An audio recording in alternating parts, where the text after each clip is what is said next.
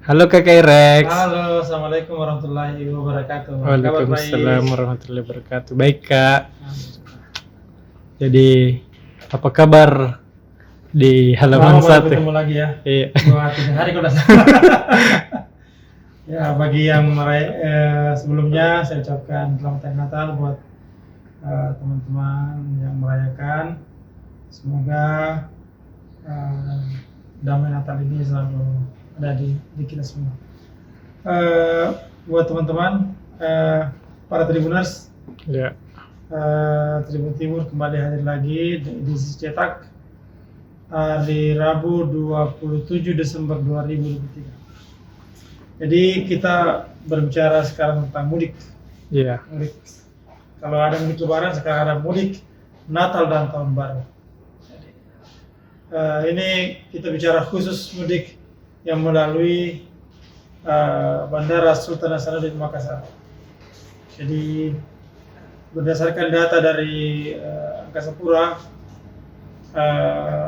ada lonjakan penumpang hari sebelum Natal atau minus 4 sebelum Natal. Itu jumlah penumpang yang datang ke Makassar, yang datang ke Bandara Sultan Hasanuddin pada H-3 itu sudah mencapai 18.925 penumpang per hari.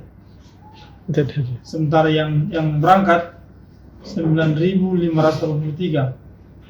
Puncaknya itu terjadi pada tanggal 23 Desember, yaitu atau H-2. Ada kurang lebih 18.900 penumpang yang datang ke Makassar, ke Bandara Hasanuddin. Sementara yang berangkat kurang lebih 9.015 orang. Jadi ini merupakan angka tertinggi pada bulan Desember, jumlah penumpang tertinggi di angka Desember. Namun menurut Angkasa Pura, jumlah ini sebenarnya agak menurun dibandingkan dengan tahun lalu. Ada penurunan sebanyak 15% dibandingkan dengan tahun lalu. Jika tahun ini totalnya sama dengan 26.733 penumpang. Jadi ada penurunan sedikit. 15%. Belum diketahui apa penyebab penurunan, kemungkinan besar ya karena harga tiket yang sangat tinggi. Jadi Makassar Jakarta saja itu harganya hampir 2 juta dengan menggunakan pesawat, dengan menggunakan Lion Air Group 2 juta lebih. Nah, bagaimana dengan maskapai lainnya?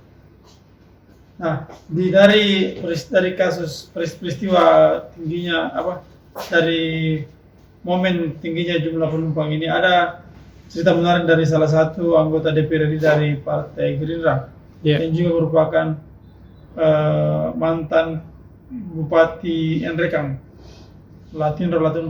Jadi dia itu mau berangkat ke Jakarta. Iya. Nah, dia berangkat pesawat pertama menggunakan Batik Air.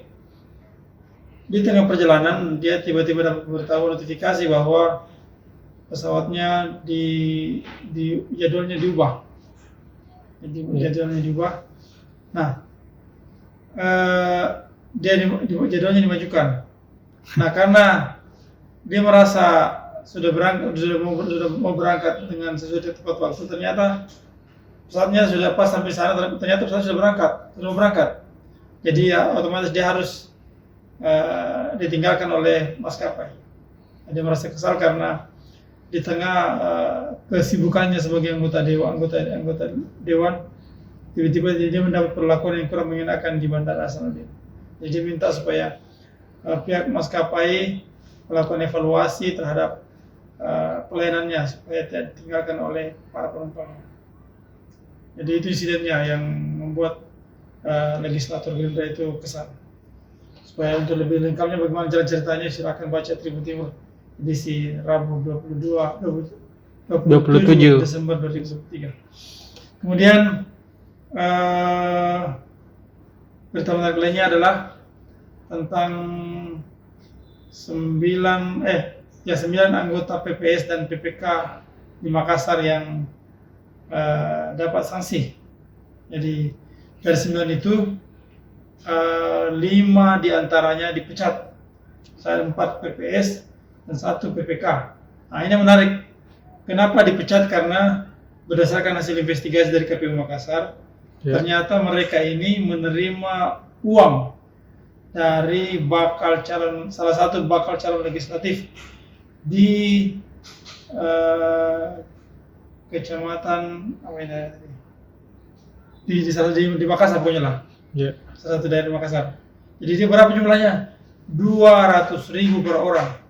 Nah, jadi hanya gara-gara 200.000 per orang, dipecat. hanya gara-gara dia terima 200.000, dia terpaksa dipecat dari jabatannya sebagai anggota PPS dan PPK. Nah, dia aku sendiri bahwa dia terima uang itu 200.000 dari bakal calon legislatif itu. Tapi bagi KPU Makassar ini adalah pelanggaran etik yang sangat tidak bisa diterima. Jadi makanya salah satu hukumannya adalah 5 orang dipecat, 4 PPS dan 1 PPK. Nah yang menariknya lagi ini bahwa setelah dipecat salah satu anggota mantan PPS ini mengadu ke KPU Sulsel. Mereka bilang ini tidak adil. Kenapa tidak adil? Karena dia bilang begini, kita ini 9 orang, semuanya terima uang 200.000, tapi kenapa yang 4 orang itu, kenapa yang kami ini 5 orang dipecat, 4 orang hanya diberi sanksi tertulis. Nah itu yang membuat dia jengkel. Makanya dia mengadu ke KPU Sulsel dan Bawaslu untuk ditindaklanjuti. Nah sampai sekarang belum ada update dari KPU Makassar apa perkembangannya.